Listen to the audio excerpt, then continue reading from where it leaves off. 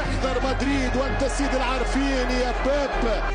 ايش قربك للوادي؟ مفاجأة نادي ريال مدريد لبيب جوارديولا. ريال مدريد يصدم الاتحاد والانجليز في مباراة الاياب من دوري ابطال اوروبا. عودة السلاح المحرم دوليا كيليان امبابي اقوى صدمة لبيب جوارديولا. لا هي مو بس هاي، عودة بيلينغهام وكيليان امبابي. كيليان امبابي وبيلينغهام من يلعبون سوا الله يستر عليهم. شنو من مفاجأة اليوم اربيلوه محضر البيب جوارديولا. يعني ريال مدريد حاليا ما يفكر انه هو فايز 3-0 ويلعب على المرتاح، لا، ريال مدريد سيحرق ملعب الاتحاد على مانشستر سيتي. واكبر صدمه ثانيه لبيب جوارديولا اليوم بمباراه الاياب هي تشكيله نادي ريال مدريد المسربه والمتوقعه. المتوقع من اربيلو وهو حاليا راح يلعب بنفس التشكيله اللي لعب بيها مباراه الذهاب على ملعب سانتياغو برنابيو. هذني الاشياء خلى بيب جوارديولا يجن جنونه. اليوم بيب جوارديولا في اسوأ ايامه،